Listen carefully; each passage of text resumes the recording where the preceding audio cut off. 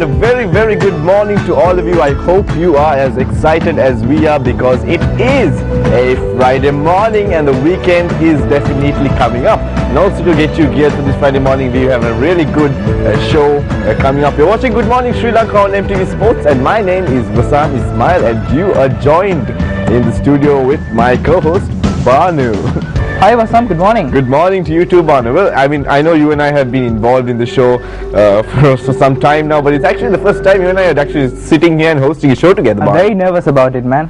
Okay, right. Good way of putting it. But then again, of course, I know we need to, here at Good Morning Sri Lanka, we need to wish our Muslim friends as they just got into the month of Ramadan. They just started fasting and I believe it's the third day, so we wish them all the very best for the month ahead. And of course we've got an interesting show and this topic is about phobias. And of course, you know, everyone has a fear, of irrational fear rather, of something or someone. Yeah, for example, right now I have a phobia of my co-host Vasam. Well, I don't think that can be classified as a phobia, Banu. It's just, I think they call it being intimidated. Maybe, I don't know. But today is going to be one of those days that we'll have a complete and utter discussion. Definitely. I need to ask you, Banu, yes, before you get there.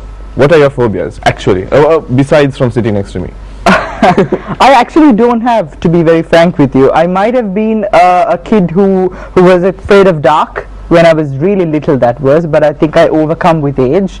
I think I was a better, you know, I wasn't afraid. Well, if you ask me, I'm not completely afraid of spiders, and especially like anything to do with spiders and scorpions or you know, creepy insects like that. You know, it just freaks me out. I kind of know what to give for your next birthday gift. Hey, be nice. And also, I think I'm also afraid of the heights. I have a severe vertigo problem, and it's not just us. I mean, we get a lot of people who are afraid of a lot of things, and so people call it phobias. It could, like Banu said, when he was small, it could be that you were afraid of the dark, or you could be afraid of heights, claustrophobia. There's so many things. But what we're going to do this morning is we're really going to find out what phobia is about, try to really dig deep and analyze it, and also see how we can overcome phobia. So we've got two interesting guests in the studio to discuss this topic, and Banu is going to introduce you to them.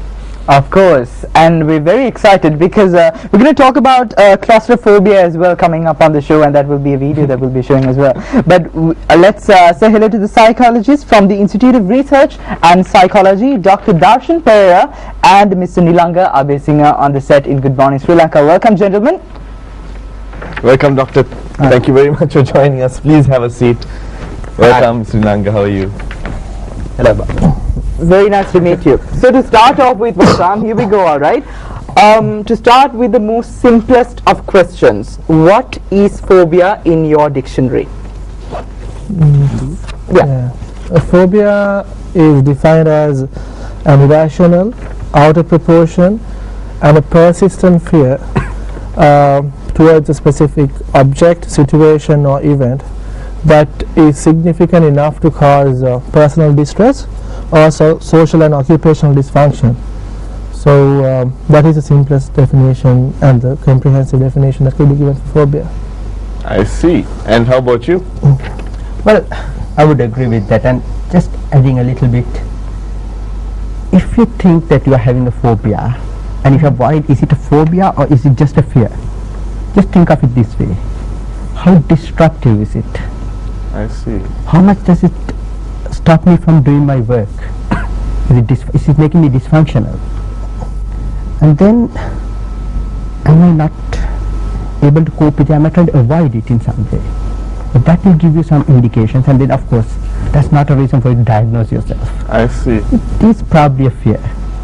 But if you are really worried about it, leave it to a professional to make a diagnosis. I think there's a thin line between a fear and some being scared of something plus a phobia. How do you differentiate between the two?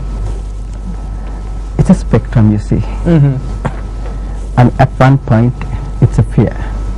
And if it's too intense, if it's not allowing you to, like, in order to diagnose, there's a list of things that should be there. It's pointless, you know, we're just telling, okay, this is the DSM criteria or this is the ICD criteria. It doesn't make any sense to you.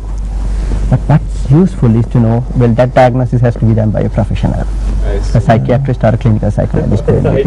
So, Mr. Nilanga, if I'm to ask you, what are the common types of phobia you come across? Before that, I've got to ask you, do you have any phobias yourself?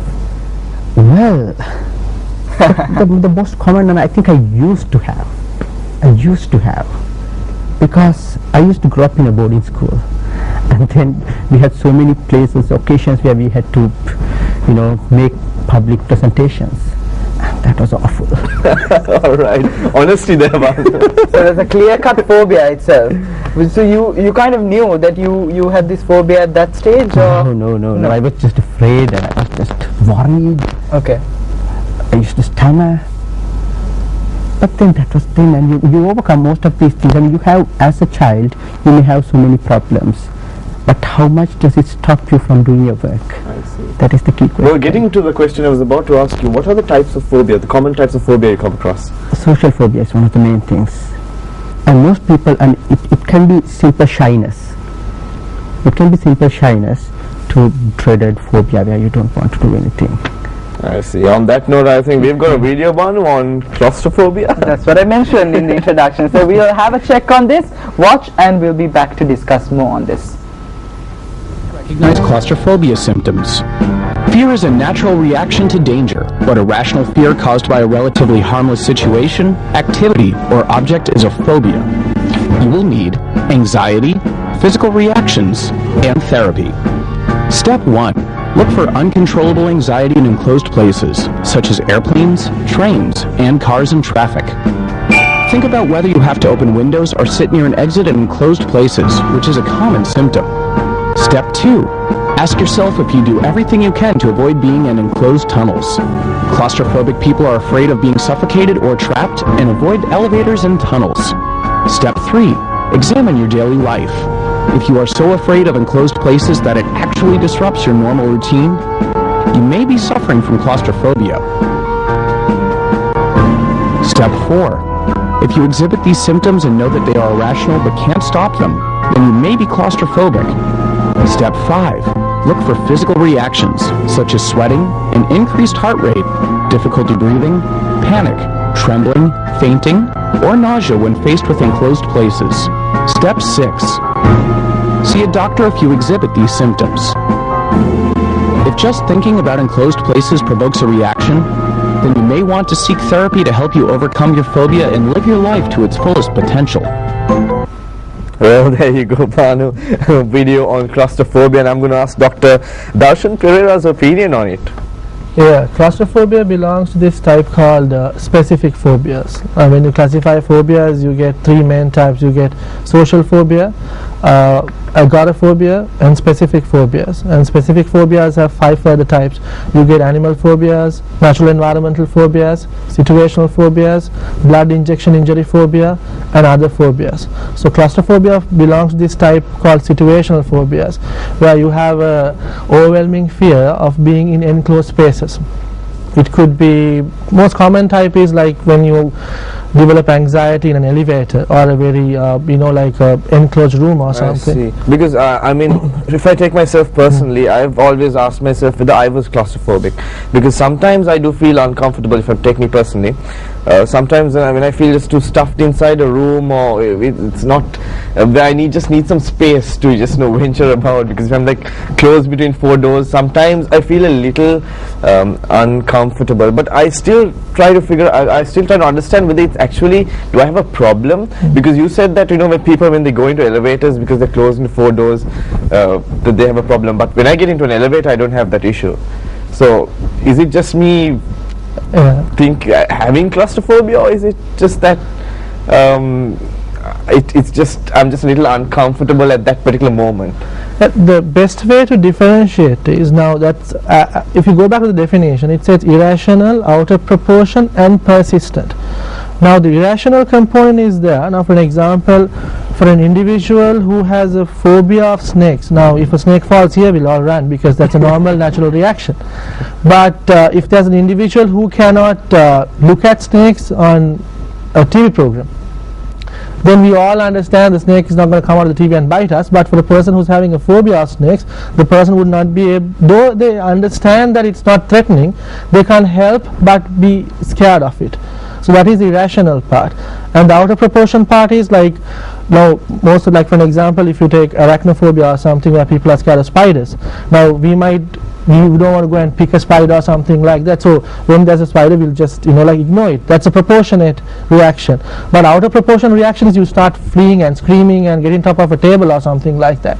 I know people who look at cockroaches and do that. So that is the out of proportion part. And the other thing is persistent part, because sometimes you find that people develop fears that are like, they are only for a short period of time. Like, so you had a bad experience with something and you would want to avoid it for the next couple of days.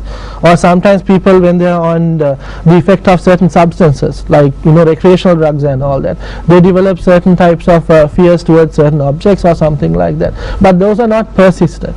So for something to be a phobia, it should be an irrational fear, out of proportion fear, and a persistent fear. At the same time, it should cause a significant personal distress.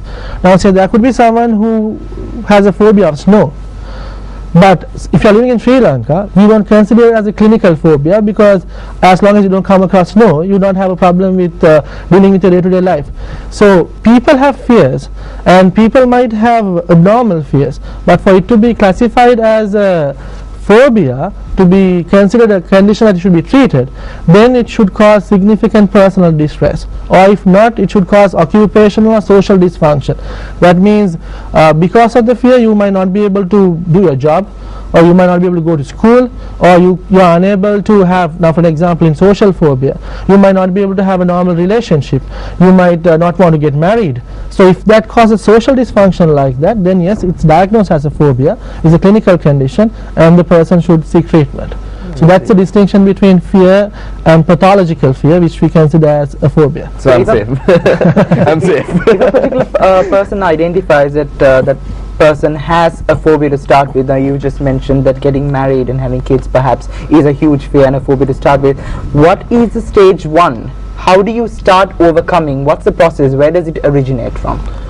Well, it's difficult now when it comes to the level of a clinical phobia. It is difficult for the individual to have some self-remedies and overcome it, because that's why we consider it as a clinical condition. So in that case, it's advisable that they seek professional help. There are different types of treatment available. Psychiatrists would recommend somatic therapy, where they would try to deal the anxiety symptoms with medical treatment with drugs. And if you turn to psychologists, they have different types of treatment, including cognitive behavioral therapy.